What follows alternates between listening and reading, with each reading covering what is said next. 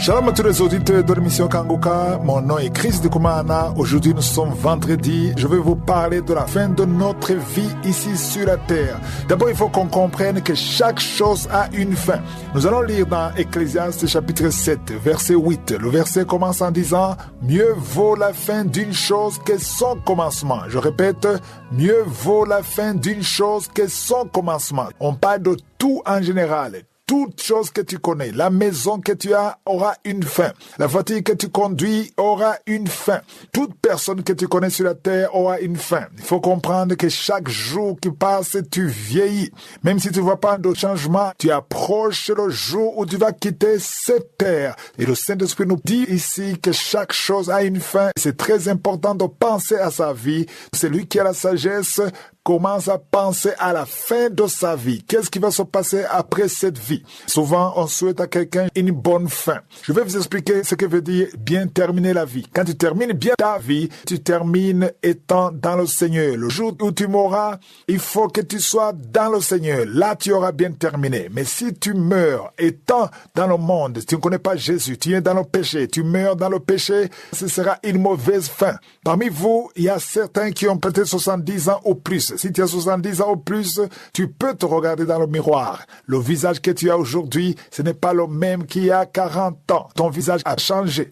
Ce sont des signes. Le corps lui-même te parle. Il te dit qu'il y aura une fin. Même si tu es jeune, tu peux terminer la vie étant jeune. Il faut préparer ta fin. Ce matin, je suis venu pour vous demander de bien terminer. Je te souhaite de bien terminer. Chaque chose a une fin. L'important, ce n'est pas comment tu commences, mais comment tu termines. Pour ceux qui aiment le football, parfois vous commencez bien le match et vous gagnez au début, mais à la fin, vous êtes disqualifié. Ce qui est important, ce n'est pas la joie que tu as quand tu marques des buts, mais c'est ce qui va se passer au coup de sifflet final. J'ai vu des matchs, les gens sont en joie, ils sont en train de crier victoire, ils pleurent même parce qu'ils ont marqué 1 ou 2 buts, mais à la fin, ils perdent. Donc, ce qui est important, ce n'est pas le début, mais ce qui termine bien. Tout le monde cherche une meilleure vie. Vous travaillez dur pour avoir une meilleure vie. Oui, c'est bien de faire tout ça, mais il faut toujours garder à l'esprit que cette vie a une fin. Et la fin, ce n'est pas quand tu seras vieux ou vieille.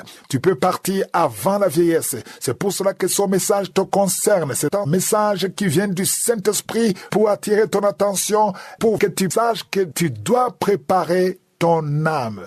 Tout le monde mange pour vivre. Tu manges pour que ton corps ait de la force. De la même façon que le corps a besoin de ton attention, ton âme aussi a besoin de ton attention. Parce que quand tu mourras, ton âme ne mourra pas, ton âme sera jugée. C'est mieux d'accepter Jésus maintenant parce que quand tu mourras, tu vas continuer de vivre. Jésus a dit que celui qui croit en lui ne meurt pas, même après la vie sur la terre. Tu vas continuer à vivre. Voilà la bonne nouvelle que j'ai pour toi aujourd'hui. Pour bien terminer, la condition est de recevoir Jésus comme ton Seigneur et ton Sauveur. La vie que tu mènes, il y a des hommes et des femmes qui sont dans la débauche, qui sont dans l'adultère, qui sont dans des choses qui déplaisent Dieu. Si vous mourrez dans cet état, vous n'irez pas au ciel et vous irez dans la gêne, là où il y a la souffrance, là où il y a les grincements dedans. Vous qui couchez avec vos copains, avec vos copines, vous avez besoin de vous repentir afin de préparer votre fin. La drogue que tu consommes, c'est pour te faire oublier tes problèmes pour un temps très court, mais le lendemain, tes problèmes seront toujours là. Vous qui êtes jeunes, le Seigneur a besoin de vous pour vous utiliser, mais vous avez besoin de vous repentir. C'est lui qui veut commencer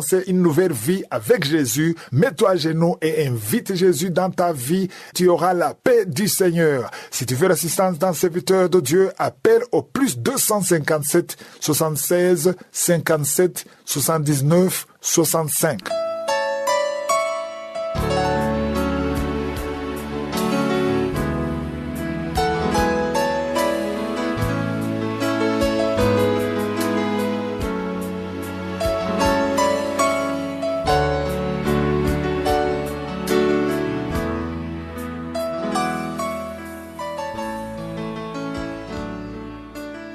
Vous écoutez toujours l'émission Kangoka. Nous sommes maintenant dans le moment réservé à l'enseignement. Nous continuons avec la lettre que Paul a écrite à Timothée. Nous sommes encore à la première lettre, le 5e chapitre. Je vous avais demandé de lire à l'avance le 6e chapitre, mais je vais encore revenir au 5e chapitre avant de continuer avec le 6e chapitre. Nous avons commencé cet enseignement le 8 septembre. Si tu es nouveau dans l'émission, c'est mieux d'aller dans les archives et commencer au 8 septembre. Avant de commencer le 6e chapitre, j'aimerais encore revenir sur les versets 24 et 25. Le verset 24, 1 Timothée 5, 24, dit que les péchés de certains hommes sont manifestes, même avant qu'on les juge, tandis que chez d'autres, ils ne se découvrent que dans la suite. D'ici, Paul avertissait Timothée qu'il faut faire attention. Il ne faut pas se fier à ce que tu vois extérieurement. Il y a des péchés qui sont cachés et qui vont se manifester avec le temps. Autrement dit, il ne faut pas te précipiter avant de prendre des décisions. Il faut d'abord attendre. Le verset 25 dit, donc même les bonnes œuvres sont manifestes, et ceux qui ne le sont pas ne peuvent rester cachés.